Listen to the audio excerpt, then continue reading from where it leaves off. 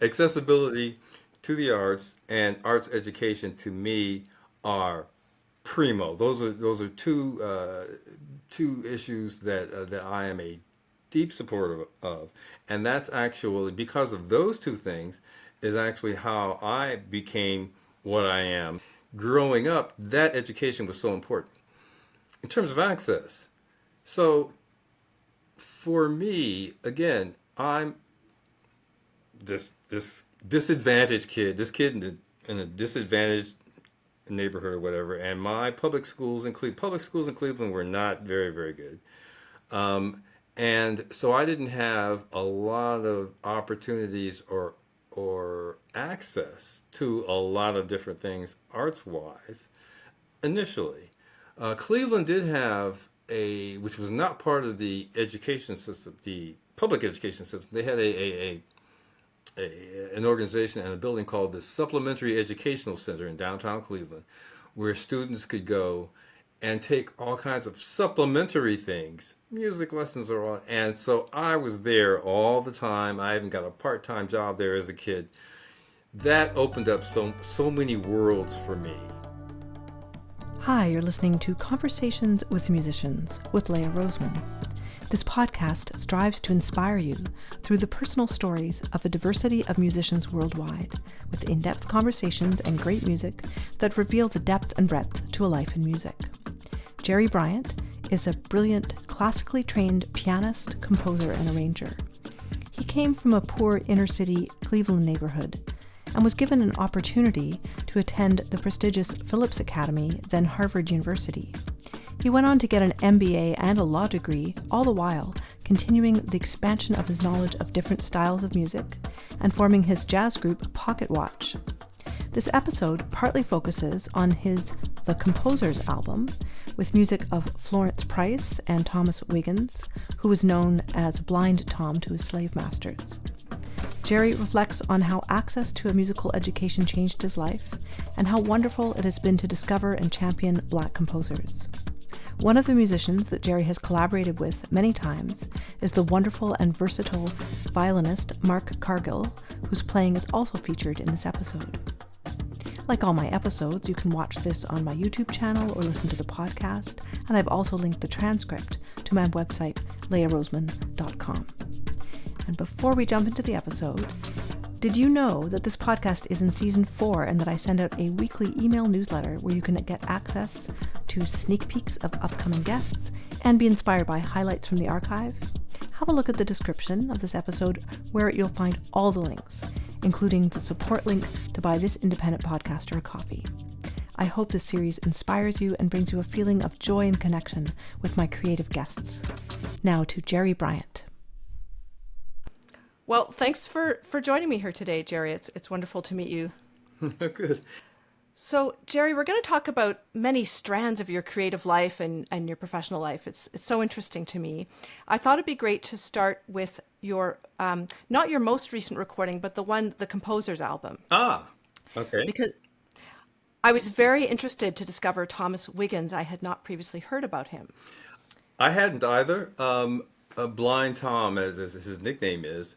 I just happened. I read an article actually in the New York Times not that long ago about him, and I thought, wow. And I had been on a search of Black composers for this project, and then I found out about him, and it's just such a fascinating story.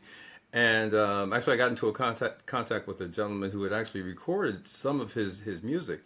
But then as I dug more into it and found out his story, so this gentleman, Blind Tom, obviously, for the sake of your audience of here, he was a slave. And so by definition, I would say that he was the first Black American classical music composer because he was a slave. And he was blind. And as anyone knows anything about slavery, so for a slave to be blind, then he would be of no use to the slave master, because what is he going to do? But apparently, so Blind Tom, when he was not a child, but I guess a teenager, somehow I guess he got to sit at the piano, maybe in the slave master's home or whatever.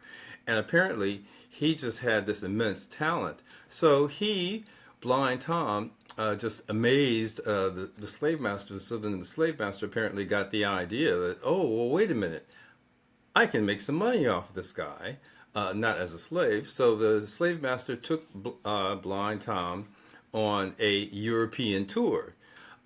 So apparently, Blind Tom in Europe, he was there for a couple of years with his slave master. He was a sensation.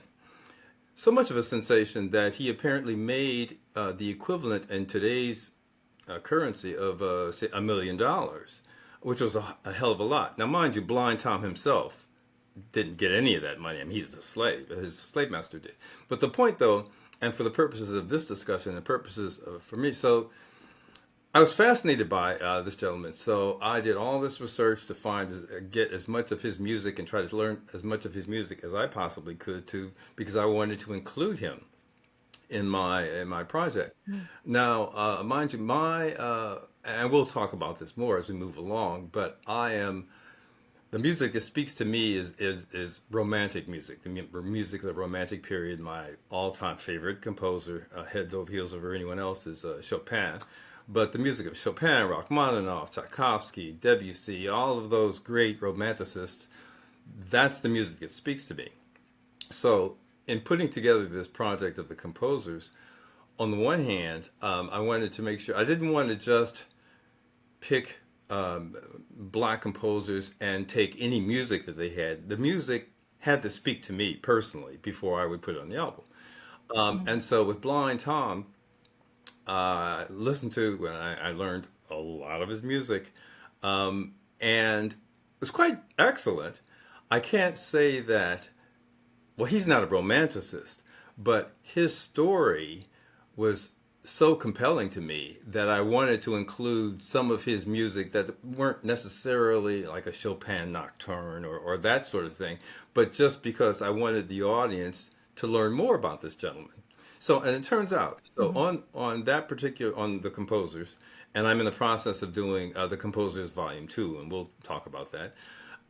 But so, Blind Tom, I included 4 tracks of his, and then 8 tracks of Florence Price, who I'll talk about in a second. But so with Blind Tom, 3 of the tracks, I mean, I really like all of his music.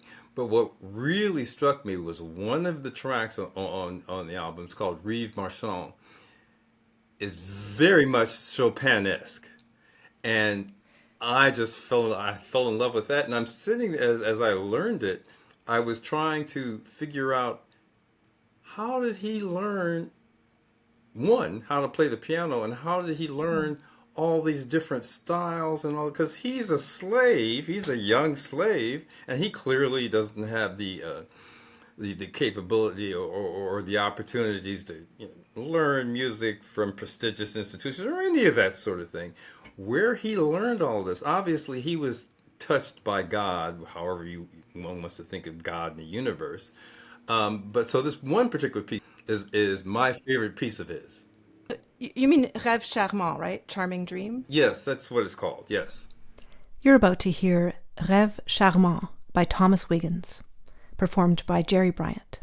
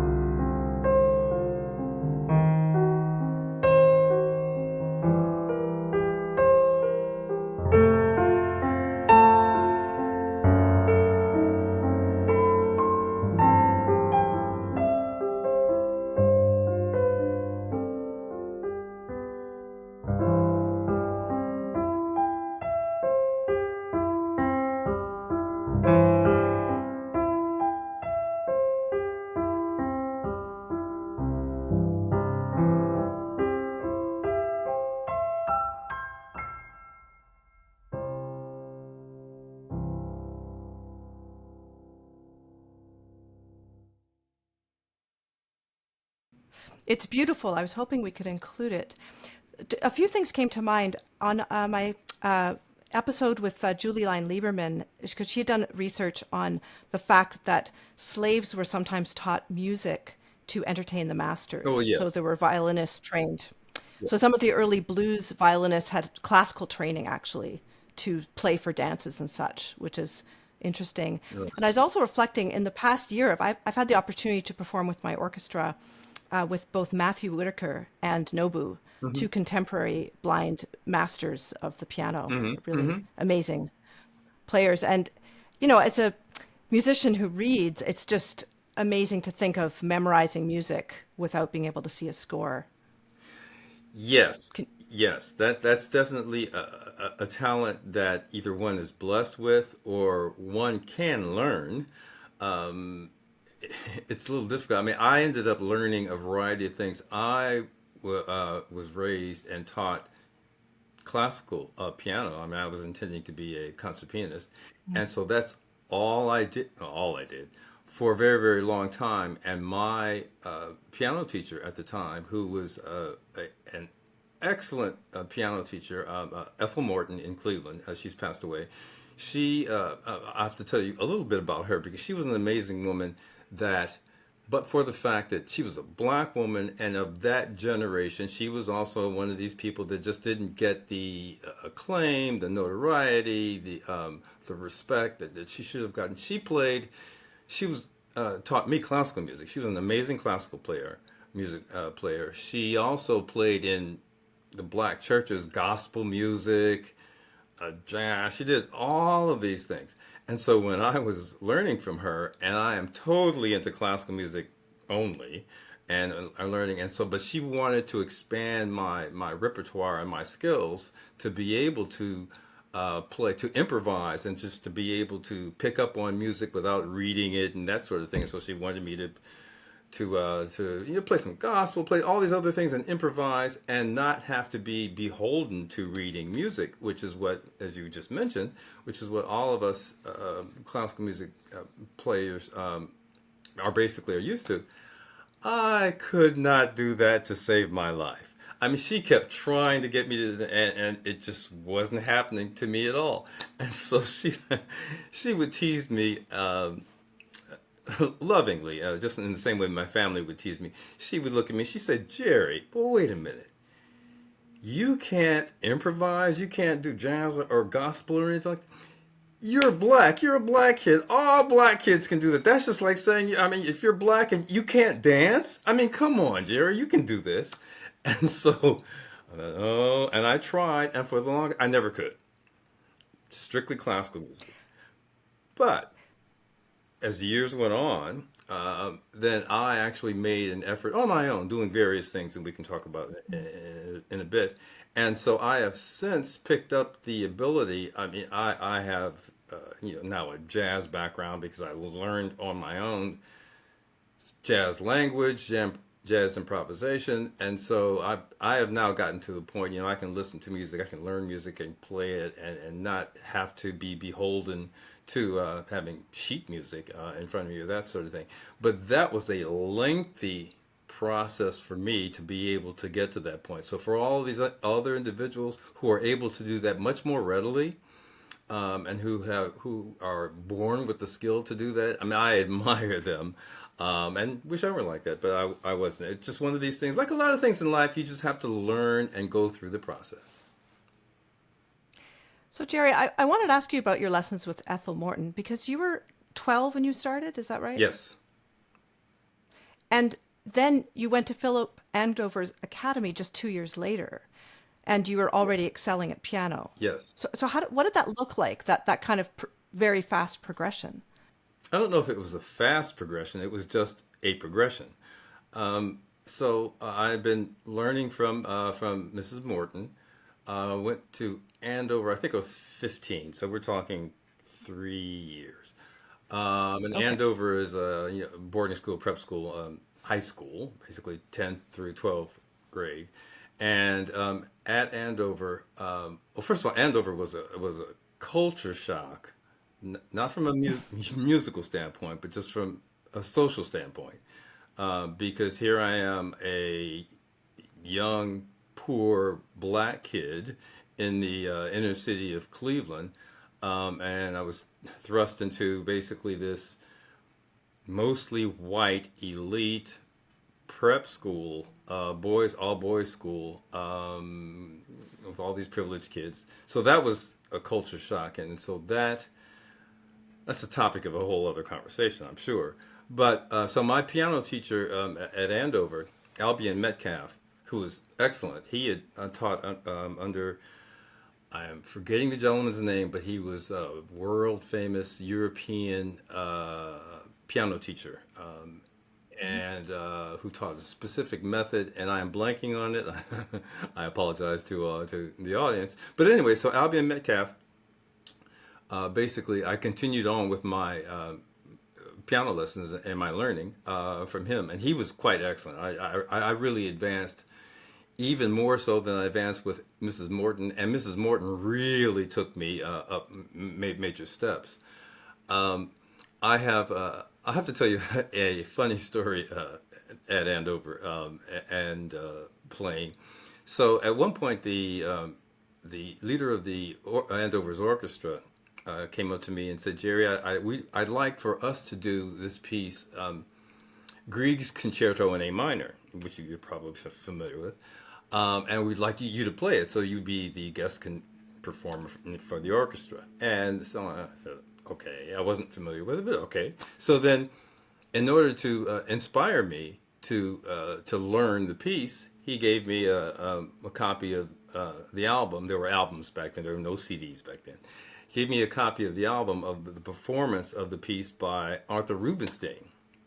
And as I'm sure your audience knows who that person is, Arthur Rubinstein, the all-time great pianist. So I take this album, go to my room, and I play it, and I'm listening to it, and Mr. Rubinstein, as we all know, I mean, he was amazing. So I'm listening to, and he's flying up and down the keyboards, and he's doing all these amazing things, and I'm listening to this, and I'm thinking, they expect me to do this? And instead of having the effect of motivating me to want to perform for the audience, it has the exact opposite effect. I thought, oh, no, no, no. Why am I even trying to play the piano? There is no way that I'm going to. So I never did it because it just completely, it just intimidated me totally. And fast forward decades later, I still actually have that opinion about whenever I hear one of the masters, and I'll just throw offhand some jazz pianists like Keith Jarrett or Herbie Hancock, who lives out here, or whenever I see a video or hear them perform, on the one hand, these are my heroes from a jazz perspective. And so their music motivates me. But on the other hand, whenever I hear them or go to their concert and I sit there and I hear them, my reaction is the same reaction that I've had ever since I was a child. And that is, these people are serious. They know how to play. And what I am doing in comparison is sophomorish. It's like kindergarten. It's like, what's the point? Who am I kidding? So I get totally discouraged. I tell myself, I am not touching the piano ever in life, forever. And I go through that. And then ultimately, obviously, I keep doing what I'm doing. But the fact that I go through that, and I've been going through that ever since I'm a child. So I am so, as a person, but also as a musician, I am so overly self-critical of what I do. So when I hear or see the masters doing what they do and what I aspire to do, I just automatically think that, oh, no, no, no, who am I kidding? I don't have any talent. I mean, they are the real talent. I have since learned from my friends, from my musician friends, and most recently from the sax player in my group when I was talking about this very subject. And he said, Gerry, like all my friends and family, they always tease me and they say, Gerry, first of all, you need some serious therapy. But other than that, let me tell you this. And so, but basically, what he said was that so when he was in high school and he was learning to play the saxophone, he, like a lot of people who were just learning, and they would listen to the masters of their instrument, and they would think, "Oh no, this is way too. I can't ever get there." And he said that his saxophone teacher told him that. So for those people that you're listening to, like from Coltrane, all of the great saxophonists, Mm. understand that whatever your concept of God is, God basically chose a select group of people to be masters at what they do, totally above and beyond everyone else.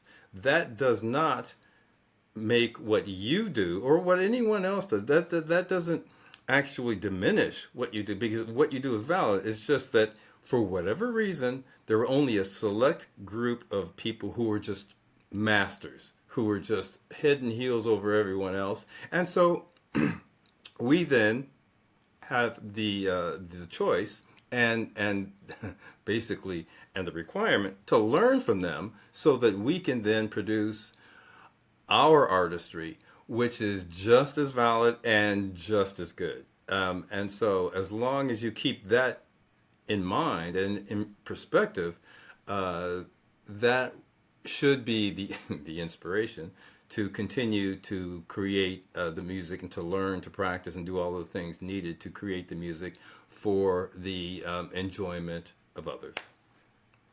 Yeah. And I do think imposter syndrome's pretty prevalent among musicians and performers. Okay. I think it's just a reality, for a lot of us. It's Yeah. like, am I really worthy to get up on stage? Exactly. I'd love to I'd love to get into more of your education, but if we could jump back to that the composers, the first volume Sure. album. Sure. So the music of Florence Price is being played a lot now, which is great, and Yes. I've certainly played quite a bit of it. I was thinking, oh yes, her sonata in E minor, the second movement. I believe that was the first piece of hers that you heard, right? Yes. I heard that piece because when I was doing my research on black composers, and so I heard that piece, and yeah, the second movement of that piece, I believe, it it just literally hit me in my heart like a dagger, the same way that Chopin does, the same way that a lot of different music does. It just so struck me that I thought, oh my God, let me find out more about this woman and her music and this particular piece, which has become one of my favorite pieces.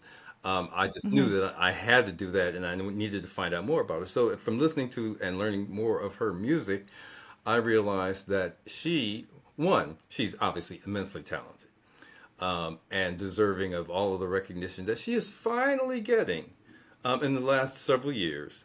Um, and that particular piece basically I thought, well, okay, I've got to listen to and play and record some more of her music. 'Cause my whole point with this particular album and with the second volume that I'm working on now is basically to contribute to the efforts afoot to get more recognition to a lot of very, very talented black classical music composers who've been denied recognition, appreciation, whatever, for a variety of reasons that we don't need to go into historically. So, what I was going to do with this album was literally basically have five or six different composers that I was researching and that I knew nothing about, and not include actually probably the one I guess is considered to be sort of the not the godfather of black classical music composers, but the probably most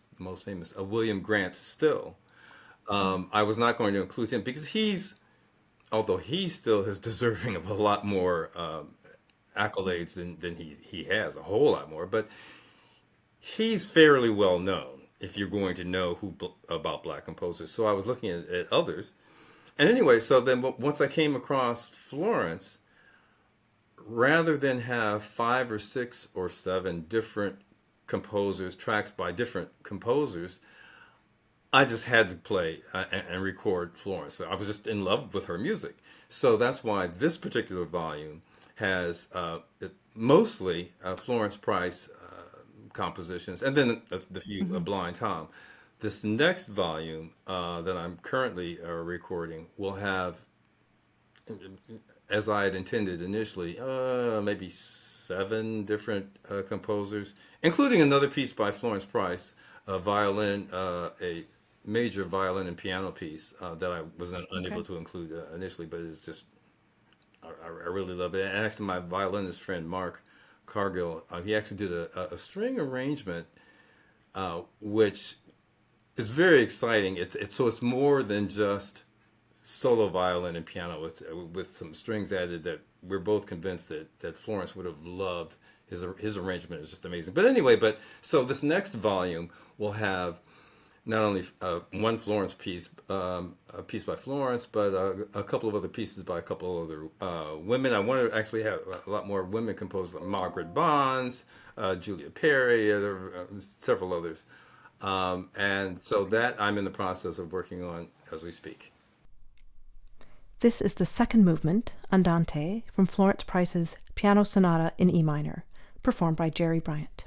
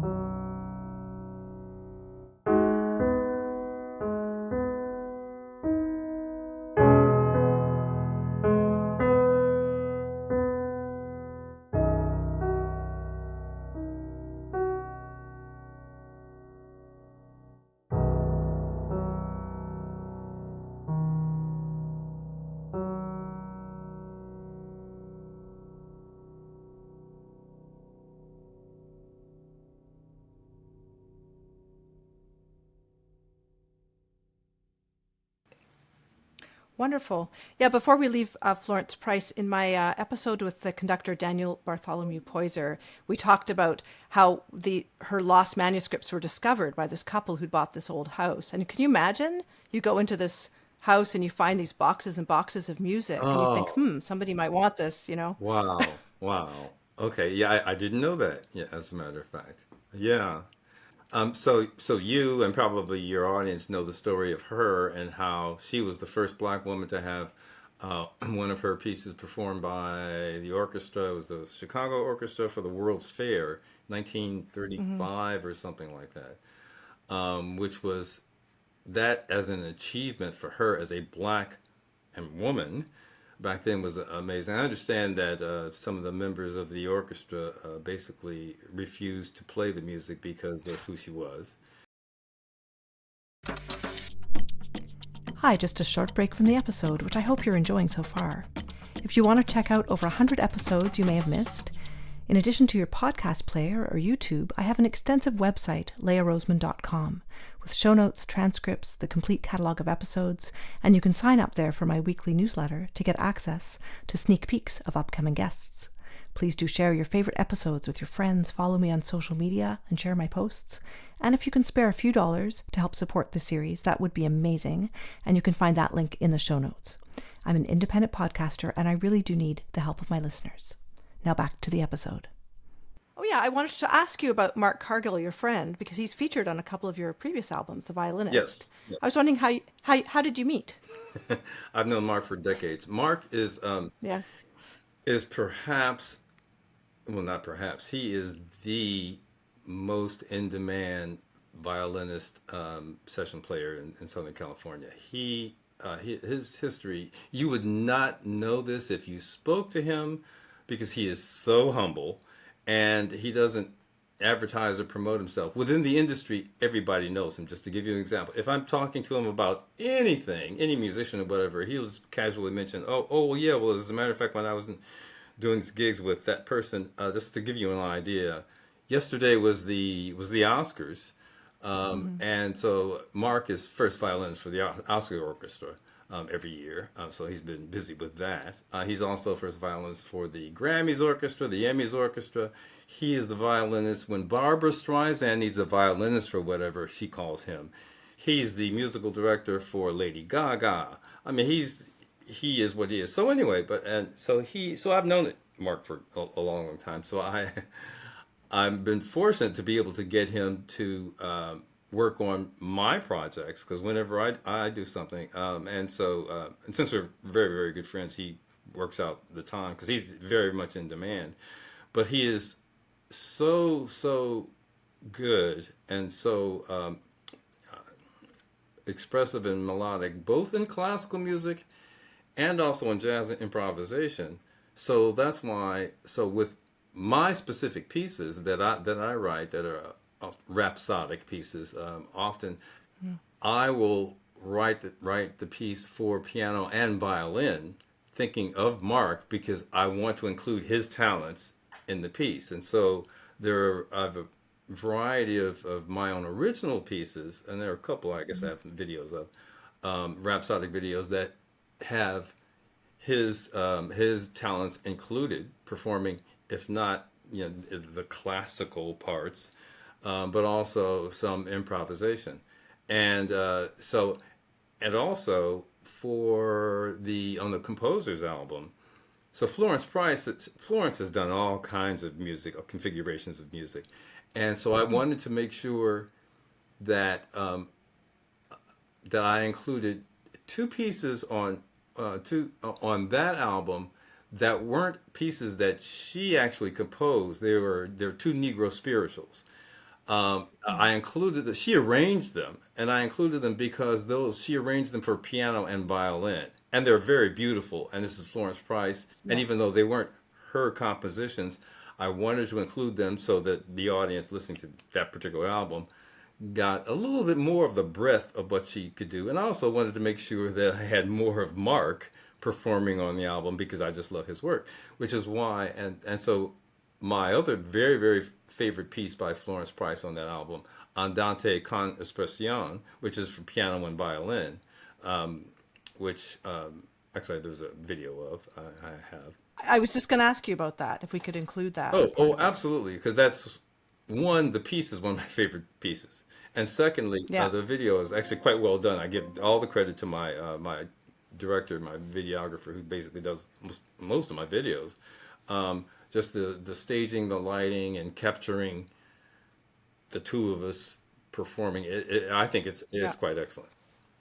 You're about to hear Andante con espressione by Florence Price with Mark Cargill on violin and Gerry Bryant on piano. This is on the Composer's album, and the video is linked in the description for those of you listening on the podcast platform.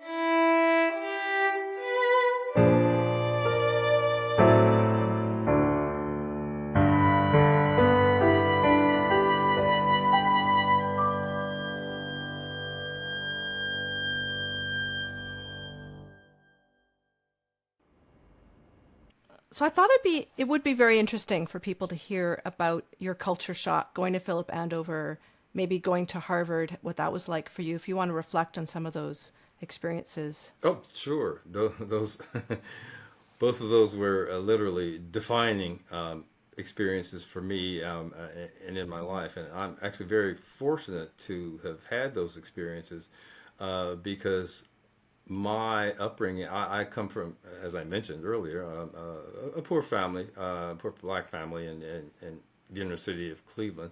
My parents, my father had maybe a ninth grade education. My mother, I don't think she graduated from high school. And so there were five siblings.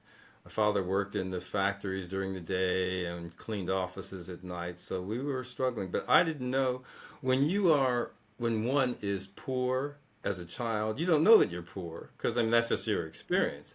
I didn't realize that I was poor and didn't have a lot of opportunities until basically I ended up at Andover with all these wealthy white kids. Um, and how I ended up there is actually quite amusing and interesting, which also involved me actually running away from home. But I'm not going to go into that part of it. There was a program called ABC, which stands for A Better Chance. That Mm. program, which was in its initial stages around that time, but it's still in existence. It's a great program. What the program does is it seeks out, I don't want to use the word, say, affirmative action or diversity, because both of those terms are really hot button terms nowadays.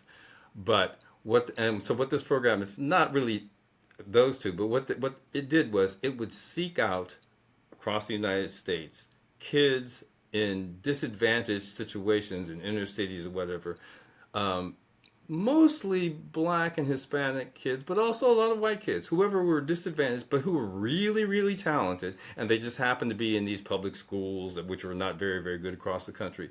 So this program would seek out those top students and then literally place them in elite prep schools in New England where so that they could then basically excel and be able to, as my parents used to say, oh great, get out of the ghetto and actually become something of themselves and to have these great opportunities. So I ended up in that program, the ABC program, which Mhm. at the time I knew nothing about prep schools, boarding schools. Andover and its companion school Exeter are sort of like the Harvard Yale of boarding schools. I mean, they are the elite Mhm. schools. I knew nothing about boarding schools or anything like that until all of a sudden I was basically thrust in Andover. And so here I am, and I'm thinking, oh, this is not like what I grew up in. And especially since in public schools, and I know you're in Canada, and I don't know if the public Mhm. schools in Canada are a whole lot better than a lot of them are here in the States. But so in public school, our classes had averaged, say, maybe 35 kids, 35, 40 kids a class.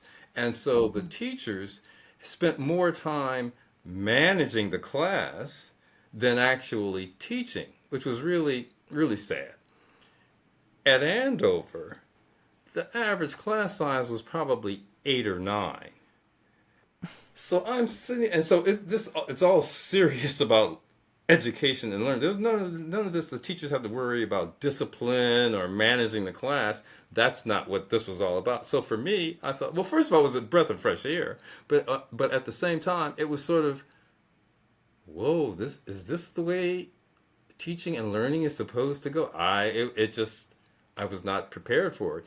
I mean, of course, I mean I ended up graduating cum laude, top of the class, and president of everything, and all those things. So I mean, I did well, um, and that I give all the credit to my parents because they basically gave me the opportunities and wanted me to do well, and so just doing everything that I do or attempt to do as best I can and do it at a very, very high level has always been instilled with me. So at Andover, so I'm at the top of the class, graduate cum laude, do all these things. So then all of those kids end up going to basically Ivy League schools. They all go to Harvard, Yale, Stanford, Columbia, all those schools. Um, I actually, and so as a musician, so I applied to all those schools. But I also applied to Berkeley, Oberlin, and just some literal music schools because I know this is what I'm a musician. This is what I intended to do. But two things. One is so all the schools that I applied to, and I say this just sort of matter of factly because I say this not from any ego standpoint or anything like this because I was very fortunate. But all the schools I applied to, I got into. Harvard, when I got into Harvard, I told myself, well, this is Harvard. And Harvard is generally thought of as the elite school in the world. So I thought, well, even though I'm a musician and Harvard is not known for its music department, although it's known for everything else, I thought, I got into Harvard. I need to go to Harvard. I mean, who declines Harvard? So I go to Harvard, and it turns out, and Harvard's music department was not then.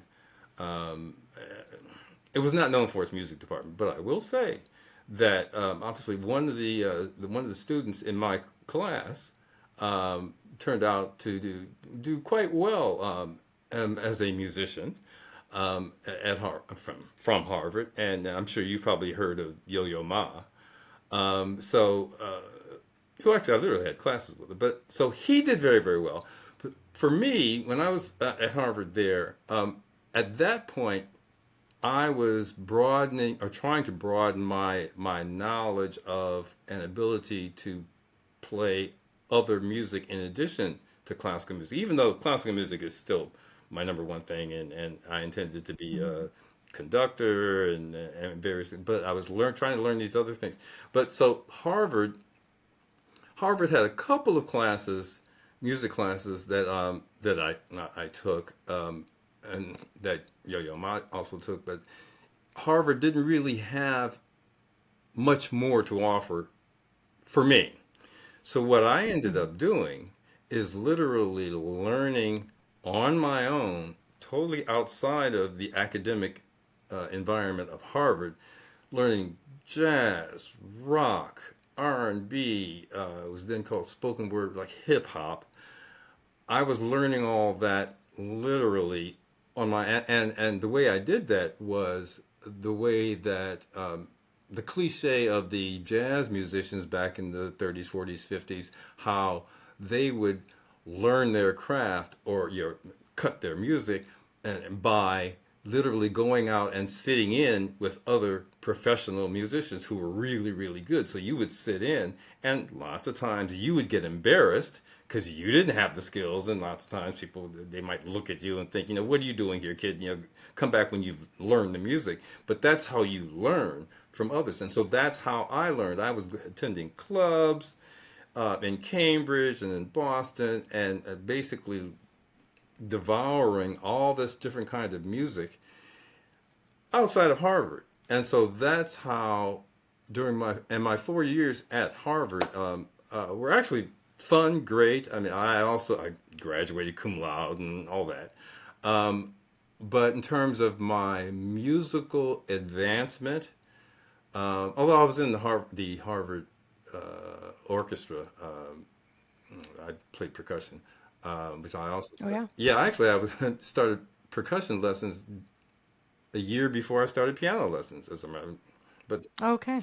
but literally, I'm not a drummer. I mean, literally, we're talking percussion. I mean, timpani, uh, snare, and all those other things. But anyway, so going to Harvard. So at Harvard, I was also part of a group that was formed, sort of a jazz slash R&B slash hip hop group outside of Harvard. And that's kind of how I was really nurturing those skills. The interesting thing about that particular group was that I was a freshman at Harvard, and I get a knock on my door from I open the door, and there's this individual, and he introduces himself, and he happened to be a third year law student at Harvard. So we're talking, 4 years of college, 3 years of law. So he was 7, 8 years older than me. He said, Gerry, Mm-hmm. I heard that you were this great keyboard player, and I'm forming this jazz group, and I want you to be the keyboard player. And I thought, okay, you heard that I played the piano. I don't actually do any of those other things, but I was a pretty good piano player, and I thought, well, okay. And here's the guy. I was intimidated is not the word because I'm never intimidated by anything, but this is someone who was 8 years older than me, third year Harvard Law student. He wants me to be in his. I thought, oh well, this is serious. Well, okay, sure. So anyway, I ended up basically joining that group, which consisted of a couple other third year Harvard Law students and two other freshmen at Harvard, like myself, a sax player and a bass player, who were jazz players and who were really, really good. And so it was that through that group, that ensemble, and we played all over New England. We did some clubs, we did some things like, and that's how I began really honing my jazz and R&B and rock skills as a performer.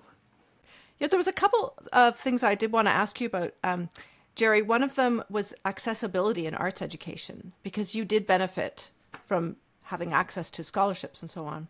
Yes, I was going to say accessibility and accessibility and let me speak English here. Accessibility to the arts and arts education to me are primo. Those are two issues that I am a deep supporter of, and that's actually because of those two things is actually how I became what I am today. And arts education is just so important. As you know, arts, being taught the arts at a young age, music especially, but all the arts, really helps the development of the child as the child becomes an adult in all sorts of different ways, from not just musically, so a child doesn't have to have music lessons and become a musician to actually get the benefits of the education of having a bit of a music education. Music, as you know, helps development of all sorts of cognitive skills in terms of access. So for me, again, I'm this disadvantaged kid, this kid in a disadvantaged neighborhood or whatever, and my public schools in Cleveland were not very, very good. And so I didn't have a lot of opportunities or access to a lot of different things arts wise initially. Cleveland did have which was not part of the education system, the public education system. They had an organization and a building called the Supplementary Educational Center in downtown Cleveland, where students could go and take all kinds of supplementary things, music lessons or all. And so I was there all the time. I even got a part-time job there as a kid. That opened up so many worlds for me, as an artist, artistically, and as a developing young adult. And what's really important for me was that, so again, public school systems were not that great in my area in Cleveland. We actually went on a field trip. We didn't get that many field trips, but we went on a field trip to Severance Hall to see the Cleveland Orchestra. Now, and as you know, I mean, especially at that time, the Cleveland Orchestra was probably the number one renowned orchestra in the world. George Zell was the conductor, and he was George Zell. So we were given a field trip to the orchestra and to hear George Zell. And I mean, to me, it was my eyes were just wide open the whole time. And I'm sitting there. This is an experience, something I've never experienced before. But it just so overwhelmed me and struck me that this music, this everything about it is just so amazing, and this is what I want to do. So it was access that I had never had before, to the Cleveland Orchestra. We're talking, and George Zell, I mean, come on, we're talking the best of the best. So I was able to really see what it's like to be the very best at some of the very best music. And so access and arts education in general are two things that are so near and dear to me that I do whatever I can to make sure that others have those opportunities as well. How old were you when you went to hear that concert? Do you remember? Maybe 12. So around the time you started piano? Yeah, it was all around the same time, whether or not it was exactly when I started or what caused me to start taking piano lessons. But it definitely, even if I had already started taking piano lessons, then it hadn't been too long thereafter that I went to this field trip, and that just solidified for me that, oh no, this is what I need to be doing. Yeah. And I was curious, in your work in entertainment law, you work with people in different disciplines, actors, musicians, maybe dancers. Do you see commonalities between those type of creative people? That's a good question. As a matter of fact, yes, in a lot of ways. And I'm always asking people in different arts about what motivates them and what do they go through when they are creating their art, because it's very different sitting down and creating a musical composition as opposed to, say, the artist that do my album covers is a very good friend of mine, to being a visual artist. And what do visual artists think when they're doing, what motivates them? So those things are different, although the act of creating,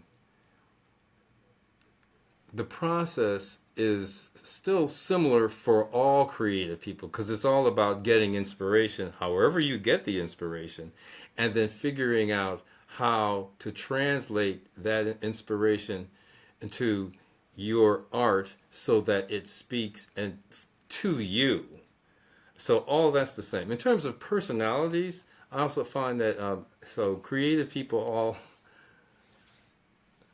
I often say the creative people are different than normal people, because they're just a very, very interesting, different,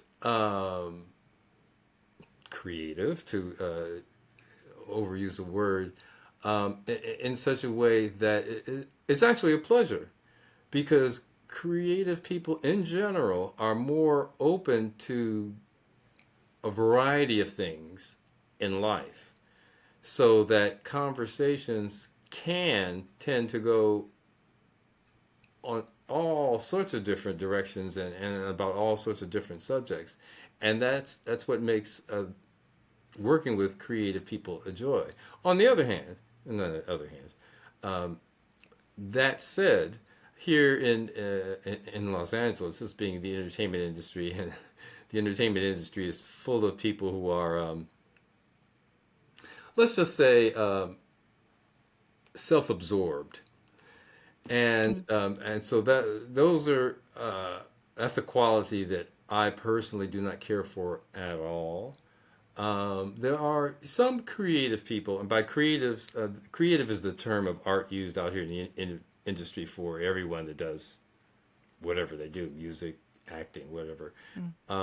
There are some creatives who are obviously self-absorbed themselves, and I don't personally like to work with them on any level, from legal level or working with as musicians. But that's also true about life. You know, there are a lot of people in life who are self-absorbed and egotistical or whatever for no apparent reason. But that having been said, creative individuals, artists in general, I really like them because they are unique. A lot of them are eccentric in their own ways, and people can say that I'm eccentric in my own way too. But it's fun, and I enjoy it. Yeah, I was thinking more about, for me, the persistence that's required to be in some of these fields. But I should take a bit of exception with the idea that there's creative people and not creative people. I mean, there's obviously spectrum, but a lot of people just aren't encouraged in their life or their society to be creative in different ways, and they kind of follow a narrow path. And we were Right. talking about arts education before. I mean, if every child had access to a lot of possibility of doing so, you know what I mean? Developing Oh, that absolutely. that part Yes, of them. yes, absolutely. And I don't think I said creatives and non-creatives. I never speak in those terms. Yeah, because you're absolutely right. We all are creative, and we all have creative talents. We all have artistic talents. And I talk to people, but you're right.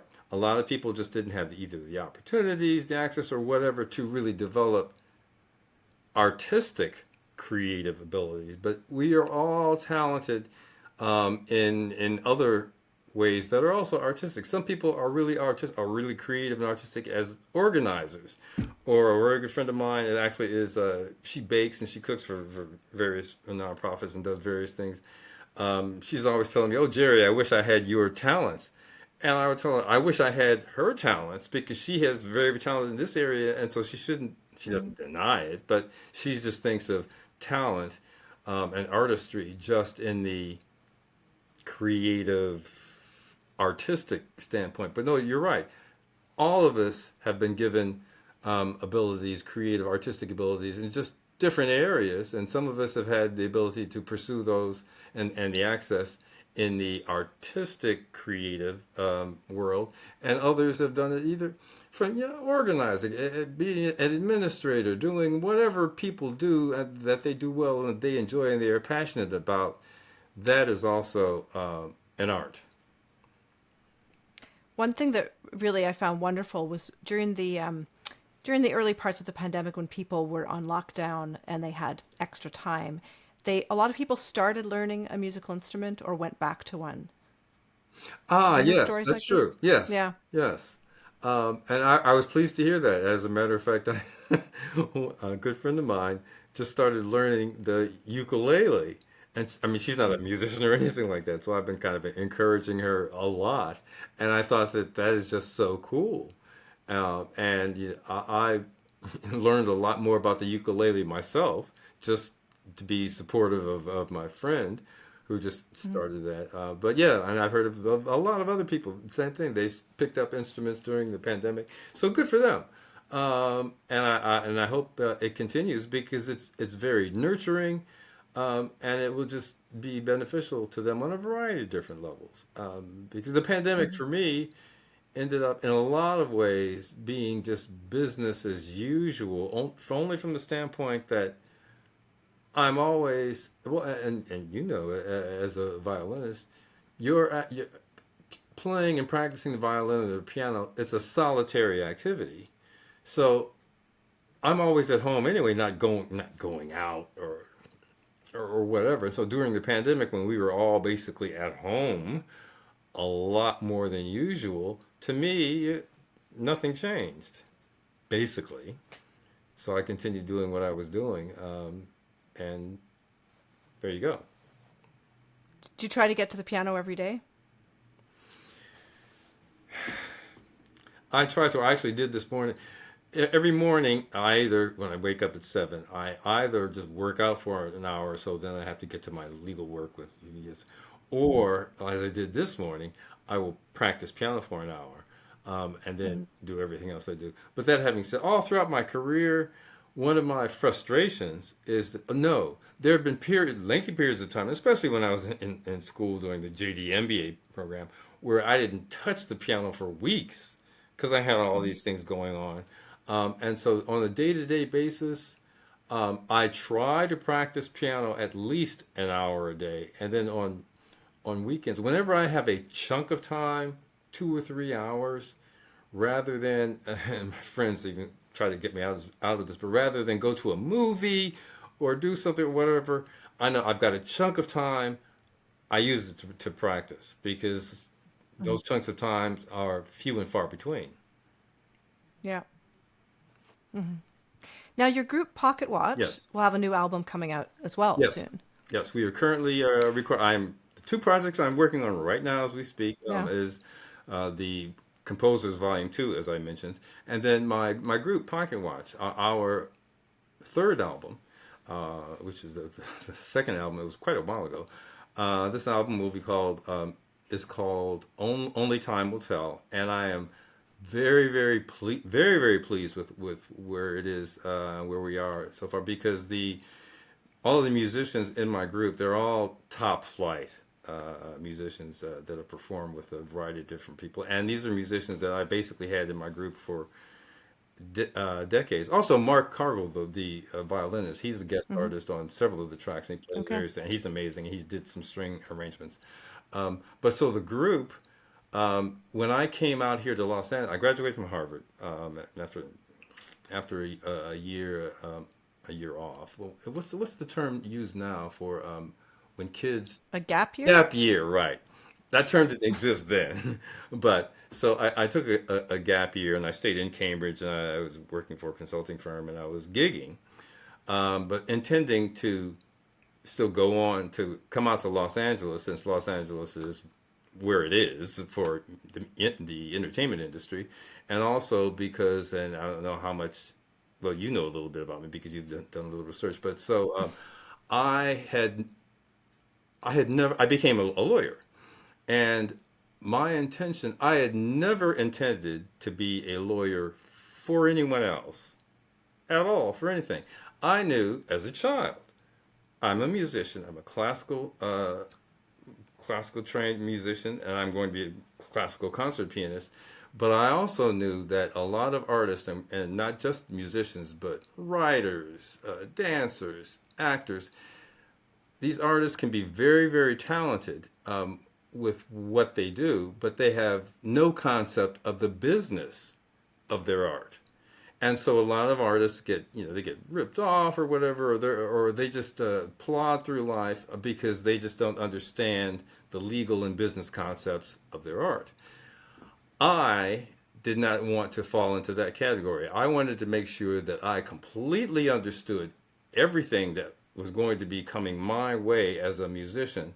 And so I decided that, okay, I am going to become a lawyer for myself only in the music business and do that. So after graduating from Harvard and taking the gap year, I know it's going to come out to LA. I decided, okay, let me become a lawyer. Let me learn everything I can about the business, the entertainment business, the music business, so that I can continue on doing what I'm doing, which is performing. Sorry, Gerry, you didn't just get a law degree. Concurrently, you got an MBA, right? Correct, correct. That's because I was. I'm crazy. That's what I took. This total overkill. Total overkill. I mean, I told myself, okay, I want to learn the business from a legal standpoint, and also get an MBA because that gives me a lot more skills and a lot more knowledge. And I actually did both of them concurrently, which is crazy. A lot of the top schools have concurrent degrees, where a law degree is three years, a MBA is 2 years. That would be 5 years, but when you do it concurrently, it's 4 years. So that program is extremely rigorous and challenging. That's crazy, but I wanted to do it. So I came out here and did it. And mind you, despite being extremely challenging and taking up, I was still gigging and trying to do music, but my music suffered because I mean, Hmm. obviously I couldn't devote as much time as I wanted to. But I bring that up only so I come out here, and whilst here, I that's when I formed my group Pocketwatch, and Hmm. so I met a couple of people. Actually, my saxophone player, who I mentioned a little bit earlier in my group, I met him at UCLA, and in the when I was in the JD MBA program, he was in the MBA Masters in Public Health or something, some other joint program with the MBA. Anyway, I met him. He's an amazing musician. So we got together, and then I got together with a couple other professional musicians. So I formed the group. I didn't have a name for the group at the time, but so my group performs just all of my original music. We don't do in other configurations. We do all kinds of other things, but not as my group Pocket Watch. We do all my original music, which is contemporary jazz. It's a combination of my background. It's classical like in a lot of ways, but it's jazz in ways, and it's sort of festive. And even people that don't necessarily like jazz or definitely like straight ahead jazz or that sort of thing, they can appreciate my music because it's very melodic, oftentimes romantic or whatever. So in forming the group, so I gave them initially two of my compositions to learn. One of them was called California Sunrise, and the other one is called Pocket Watch. And so then Okay. I was trying to come up with a name for the group, and I thought, well, I don't want to call it California Sunrise. That no, that doesn't work as a good name for a jazz group. But I thought Pocket Watch. okay, just pocket watch. So that's how I came up with the name pocket watch. And just so you know, I happen to live. It's my trademark, literally. It's my sartorial trademark because I've never worn wristwatches. I just, for whatever reason, as a Okay. kid, I've always liked pocket watches. I don't know where I got that from because my father, grandfather, I never saw them. But so I'm wearing a pocket watch as we speak. If I happen to go outside, I mean, go out anywhere and don't have a pocket watch on, and when I notice that, I feel, oh God, I feel, naked. It's like, oh no, I gotta go back home and get my pocket. Because anyway, all of the videos I have of my group were live at a concert that we did at a club out here, Kulak's Woodshed, a while ago, which I was very, very pleased with. But anyway, yeah, there are several there. But I would say what could have been, that's the name of the piece. I would use that one. And I will just a little background of that particular piece. Hmm. And again, this is all my original compositions. What could have been, I had a girlfriend at Harvard that our relationship just never gelled because I guess actually she had to go back. She had something going on with her family in Chicago. She had to go back home, and so whatever happened, I never saw her again for whatever reason. Um, and so I was being the romantic, emotional person that I am. I thought, okay, I wanted to write a piece about that and title it "What Could Have Been," thinking about what our relationship could have been. So I had to come up with, a melodic theme. I had to come up with some music ideas, and so what I came up with was I took my initials, GCB, and her initials, AD. So I took those initials and I came up with basically the melodic theme. And from there, I added all kinds of different things. And actually, so when one listens to the live version, you would only hear those particular notes if you played really close attention and heard one part of the melody. Because that's Hmm. when I do it, and I do it when I do a solo, or whatever. But on the version that if I ever got around to recording it in the studio, which I never did, that's why I actually started off playing those notes, and we do a sort of an overture sort of thing as a group, and I play those notes again. So it's kind of clear. But no one Okay. knows that, okay, GCB, AD, that's what that is. That's Gerry, and her name was Adrian. But so that just kind of gives you an idea of how I came up with that particular piece when you do let the audience see it. You're about to hear Gerry's band Pocketwatch performing What Could Have Been in a live performance. This video is linked in the description along with Gerry's website, where you can find more of Pocketwatch's music.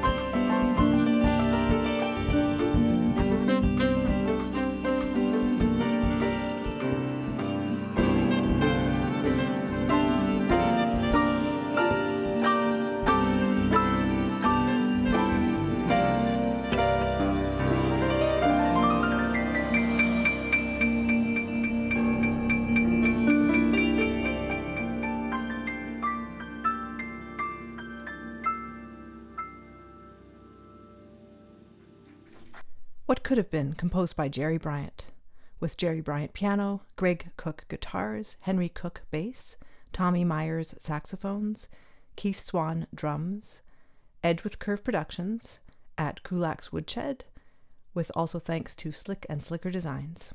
If we could talk about some of your volunteer work and the healing power of music, because you had a regular thing where you played at UCLA Hospital, right? Yes, absolutely.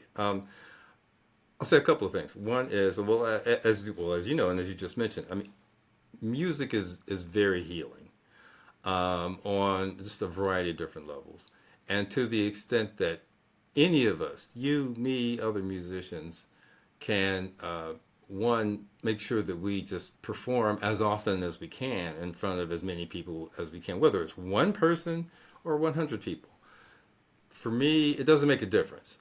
Even if I'm just playing for one person who happens to be listening, and if they enjoy it and are touched by what I do, that makes the world for me. I don't need to have Taylor Swift's fan club. Oh, that would be great, of course. But no, I don't need anything like that. It's one or two people. And so anyway, I say all that to say that. So I've been fortunate to have performed in all sorts of different environments and clubs and auditoriums or whatever. But for me, the most rewarding experience in performances I've ever done was volunteering to play for the patients at a UCLA Medical Center, which I did for several years, a couple times a week. And I never took that I never took that for granted, meaning that someone asked me, I mean, do I change my music or whatever? Do I think, even though I was doing that regularly, a couple times a week, for years, 2 or 3 years at least, I always made it a point of, I never did it as rote. I always made it a point of, I would want to make sure, I want to play something different this time. Even though it might not be the same people that would be hearing it, I always wanted to do something different. One, to make it fresh for me, but also if it's fresh for me, that helps me to project freshness and inspiration to the people that are there. So that having been said, every time I perform, there's something poignant or heartwarming or something along those lines always happened, which is why I say that doing that has, for me, been my most rewarding experience. And I'll point out 2 little examples just to give you an idea, because they make me, as a matter of fact, when I say one of them, I'll probably even have tears in my eyes thinking about it. But okay, so one day I'm performing, and I was performing at the particular time, and so this is in sort of the reception area of the hospital, and so there's music. First of all, so people coming into the hospital, first of all, they don't want to be in the hospital, obviously.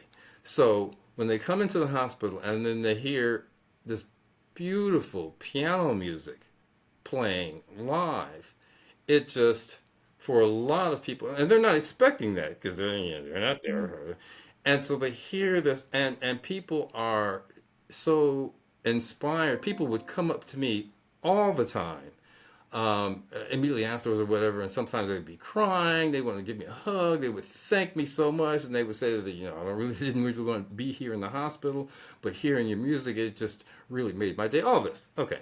So one day I literally have 100 stories, but I'll just pick these 2. One day I was playing a piece that actually, and I recorded. It wasn't the theme from Paganini by Rachmaninoff. But it was used. That piece was used in the same movie, Somewhere in Time. I don't know if you're familiar with that movie. The music was written by, I think it was John Williams. Very, very romantic movie. In that movie, the soundtrack consisted of this particular music that John Williams wrote and variations on the theme of Paganini by Rachmaninoff, which is one of my favorite pieces. So you can understand that both of those pieces, the music was just really, really romantic and lyrical. Okay, so I'm playing one of the 2 of those pieces. I think it was maybe the theme to the movie, which was written by John Williams. So I'm playing that, and so people, all of a sudden, and so towards the end, we hear a scream, and this woman goes, "Ah!" And so I've got to finish, and I stop, and I turn around, And so this woman comes running up to me. She says, it turns out, and so everyone was wondering what's going on. They thought, oh God, because we're in the hospital, and it turns out that that piece was the piece that was played at her wedding, per her and her husband's uh, choice. And it turns out her husband was in the hospital having some serious thing going on right then. And so for her to then hear this music of her wedding while her husband is there in the hospital, it just, for her emotionally, she just, she, she just kind of collapsed. So she came up to me and she thanked me profusely. She hugged me, and so a lot of people actually, including myself, had tears in our eyes as a result of that. Okay, so that's one thing. But the other one, which to me it just really sticks out. So I'm there one during the holiday season, and I'm playing my my reimagined versions of Christmas and holiday songs. All of my music, when I play cover tunes or other people's music, I reimagine it. So it's I just make it my own. So anyway, so I'm Yeah. playing, and so then a woman comes up and she sits kind of next to the piano, and one isn't supposed to sing in this hospital set. They're basically just to listen to me play the piano. Okay, but so I'm looking at this woman, and so she's sitting there, and she looks so forlorn and just sad and just kind of void of energy. And so I wanted to kind of cheer her up. So I got into a conversation with her, a very short conversation. I asked her how she was doing. She said she was not doing very well, and I said, well, maybe I can do something to cheer you up a little bit. And so I just said to her, wasn't really expecting her to say. I said, well, do you sing at all? And she said, no, I don't sing anymore. I used to sing. That's what I used to do all the time. I got all this enjoyment out of it, but now I'm here in the hospital. She had some throat thing going on and some lung things going on. So she said she hasn't been able to do any of that. And so it's really made her sad and all this stuff. And so I said to her, I said, well, okay, I understand that. Well, but I'll tell you what, why don't why don't you just sing to me just a little bit, and I'll play a little something. And so we just the two of us, and I'm talking with her, and there are a whole bunch of other people, but it's just me and her. And she said, well, no, I don't have the energy. I haven't been able to sing in such a long time. I said, well, just try a little bit. And well, I was just trying to just kind of get her spirits up. So she said, okay, okay, well, do you know? And so she said, the song "Oh Holy Night." You familiar with that song? It's a Christmas, Christmas, a beautiful Christmas song. She said, the key. I said, okay, fine. So I started playing. Now, mind you, now she's slumped over, she's frail or whatever. So I'm playing. She starts singing. She starts soaring, literally. She had this operatic voice, and she's just soaring and projecting. Everyone in the hospital stopped, and they're all sitting there listening to her, and I'm listening, and I'm trying to accompany her, and I'm listening to her, and I'm crying because she was so angelic and so projected. And so she's singing, and so I thought, well, let me keep doing what I'm doing. And as I'm listening to her and playing, and so then finally, when the song ended and she came off of her last note, she slumped down because it just took so much energy from her. And so there was silence in the hospital for several seconds. And then people just started applauding. And people were crying. I was crying. People were crying because this woman, who clearly had some major medical issues going on and hadn't sung in years, but for whatever reason, I convinced her, well, let's try to sing a little bit here, just between you and me, and it inspired her, and it got her going. And when I think about that, that's why we as musicians do what we do.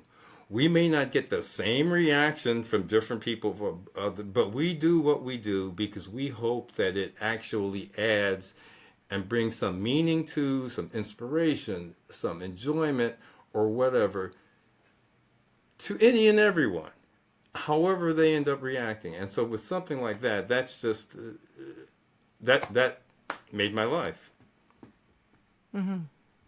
That's a beautiful story, Gerry. I was wondering about your contacts in the arts because you've worked in as an entertainment lawyer for Yes. many Yes. years. Yes. Do you have any? Yeah. Oh, I was going to say, so what ultimately ended up happening, and as you know, as we all know, life ends up taking you on different paths that you hadn't planned on. And so, since I hadn't planned on being a lawyer for anyone else, doing anything else for anybody else, but lo and behold, in my career, so I ended up, I've done a lot of law. I worked a lot for in the arts as an arts and entertainment attorney, initially representing talent mostly from musicians, writers, theater groups, dance groups, you name it. And I'm on the board of arts organizations. None of that did I ever plan to do or intend to do at all. But again, one, because life takes you where it will take you, and one, we should try to be open to wherever life happens to take you. So okay, so I'm open. And secondly, since I am, as I mentioned to you earlier, I'm supportive of the arts in general and of artists, and so I always want to do whatever I can to help that artist to in their career and with their art, so that they don't have to worry about say, these legal things, and they can just focus on their art. So as I said, so I'm on the board. I was chairman of the board for many years of California Lawyers for the Arts, which is an organization that literally is there to empower artists and arts organizations by giving them education, legal services, all kinds of different things. I mentioned that one as a plug for California Lawyers for the Arts, but also to indicate, as I mentioned to you earlier, that my whole purpose and bent and objective in life was to learn everything I could learn about the industry. And so I went to law school, got an MBA, went out and first started working for a big, huge, prestigious entertainment law firm here in California, and did all this stuff, which was crazy, total overkill. All one needs to do, if you're an artist, is you need to surround yourself with a team of individuals who are one, very, very good at what they do. So we're talking lawyer, manager, publicist, or accountant, who are very, very good at what they do, who are trustworthy, that's an important one, and who believe in your music. If you have those individuals around you, then you personally, although everyone should still have a basic working knowledge of the legal and business aspects of the music industry and what they do. But if you have those individuals, and they don't have to be many, but who fit those qualifications, then that's all you need.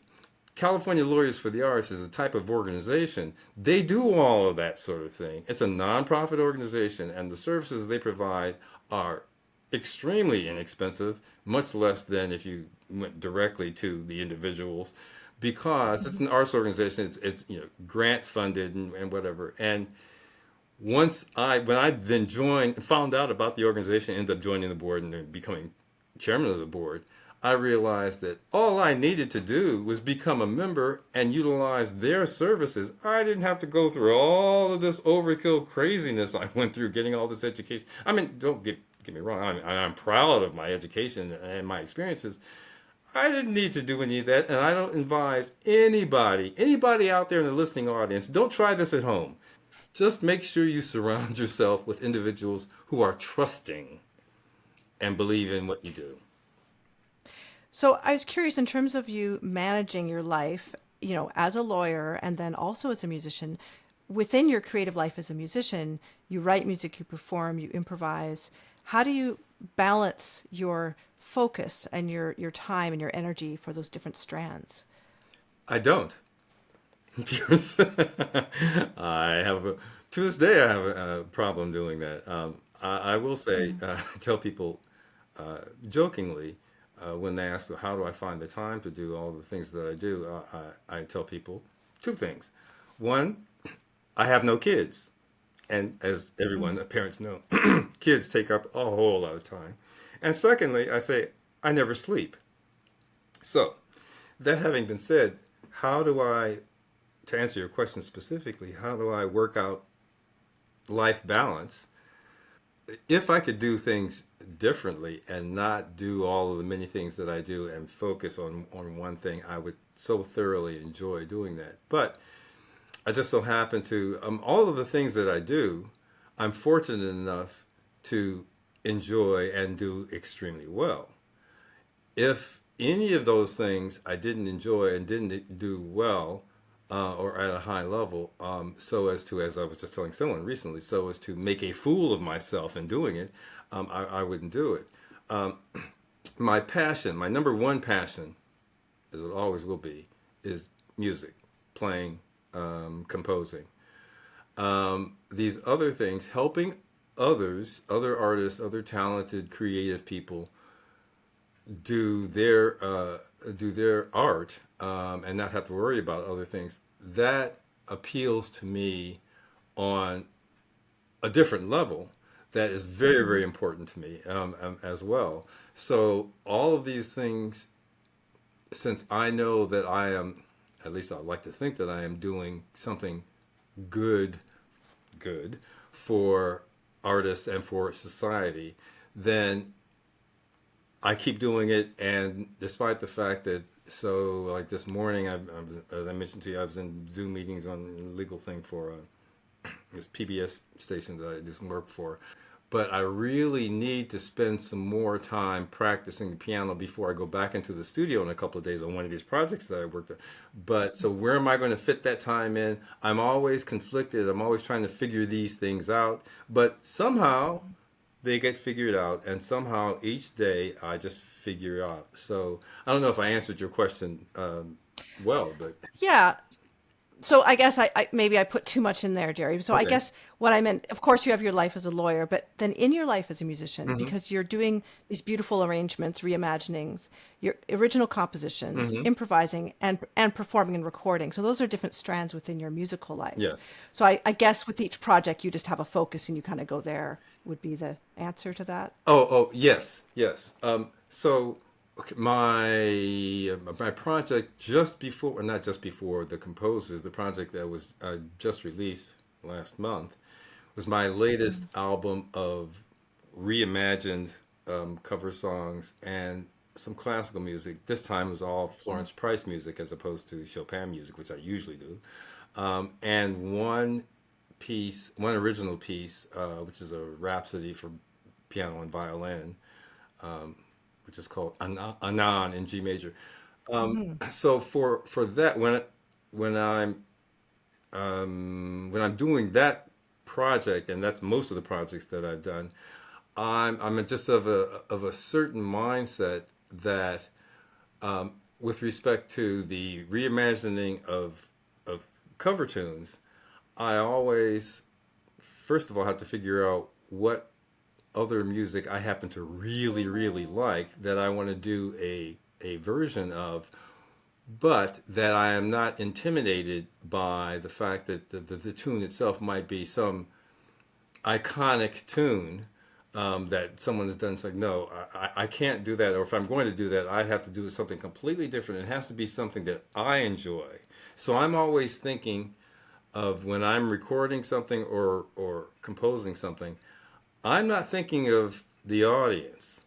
I'm thinking of what do I enjoy, because it has to mean something to me. I've been very, very fortunate as a musician that most of the things that I've done, once it's gotten out there and people have heard it, the audience also likes it. I mean, some people don't. That's true with whatever. But basically, so as long as I enjoy something, then I will pursue it and develop it. I don't listen. I make it a point of I don't listen to say of cover songs. I don't listen to the originals, or I might have listened to it once so that I kind of had generally the melody, but I don't want that to impact my thoughts of what I'm going to do with it. In the same Mhm. way that I don't listen to other performers perform, say, a Florence Price piece or a Chopin piece or whatever, except the very first time when I heard the music and then I thought, oh, I love this music. Then from that point on, it's just me. But then oftentimes, though, so when I'm learning the piece, sometimes I wonder, am I doing this correctly? Am I doing this the way Chopin or Florence really wanted this heard? Um, and because also sometimes, and you've probably experienced this, so when you have the sheet music, which is typically is accurate, but you're learning things. But sometimes, I'll play something and I'll look and I'll think, I don't think that this note here, this specific note, is correct, or they may have some instructions or whatever, and I can't figure out exactly how do I find out. Because as a matter of fact, Mark, the violinist, he's told me, Gerry, yeah, he's come across it as much as many times where he'll have the manuscript of the sheet music or whatever, and the publisher will just be wrong on a note or two. And he would go get back to the publisher or whatever. And so sometimes in practicing, I would come across something like that, a note. As a matter of fact, I just did it on a Florence Price piece. And I just thought, this just doesn't seem right, because if she did this in an earlier part, but she's doing this and a completely different note here. Anyway, so sometimes that comes up, and that concerns me, and I just wonder. So if someone who was very familiar with the piece ended up hearing my recording of it, if as it goes through and they go, "Oh, wait a minute, he hit a wrong note there." Yeah, well, and editors have that job. I swear every orchestra rehearsal I've ever been in, most of the questions directed to the conductor are, should this note be in my part, or is this Okay. correct? Right. Happens Right. all the time. Right. Okay. Yeah. Exactly. So early in your career, you had a bit of acting experience as well? Yeah. Yeah. Again, I'm the sort of person who is open to and is game to do just about anything that, if it's fun, if it at least pays me a little bit of money, and if it's something that I can do and do well on a fairly high level and not make a fool of myself. Okay, so that having been said, I actually when I was young and cute, way back then, I actually did some modeling, but I ended up actually doing some acting, and how I got into that is a long, funny story that on another occasion I'll bore you with. But so I ended up doing some of that. Now, all this was happening during the time I'm doing everything that I do. I mean, I'm performing. I'm already a lawyer, so I'm representing clients or whatever. But I actually literally by total happenstance came across this role in a soap um, on television, and I ended up no acting experience, but I got on this soap, and so I'm doing this acting. So then I thought, and they liked me, the producers of this, they really liked me, so they invited me back. I ended up doing, I don't know, something like around a dozen episodes. And the thing is, so but after the first episode, I realized that, okay, well, maybe I might get some more work as an actor. I should probably learn how to act and take some acting lessons. So I took acting lessons, and commercial acting lessons, and went out for all sorts of commercials and did all the things. If you know anything about actors and their livelihood and what they do, and they go out on all these auditions all the time. Half the time they don't get anything, and that's just the life of an actor. You keep going anyway. So I did that, and I got an agent as a result of that, and so I went out for a lot of commercials and other things, and I did a couple of things on television. Now this was again during my early stages, or not early adulthood stages, early stages of also being a lawyer, but still playing with my group, doing composing, and doing all that sort of stuff. But since that was something that was fun, I actually got paid to do it, and then I thought to myself, oh, well, yeah, let me take lessons, because who knows, even though my passion is music, and this is what I do, and that's what I always do, but who knows, I might become the next Denzel Washington and get millions of dollars for movies. So let me just pursue this a bit. Anyway, obviously, I never became the next Denzel Washington, and I never got a lot more work acting, but that's what I did earlier in my career. Fun. Well, you're just so talented, and your curiosity about life really comes through, as well as your expressivity in your playing. It's been really wonderful to meet you. Oh, well, good. Well, My pleasure. As I said, I mean, I am humbled and privileged and honored to be part of your podcast. And so I look forward to learning more about you and hearing more of your music as well. I hope you enjoyed this episode. Please do share this with your friends and check out episodes you may have missed at leahroseman.com. If you could buy me a coffee to support this series, that would be wonderful. The link is in the description. Have a wonderful week.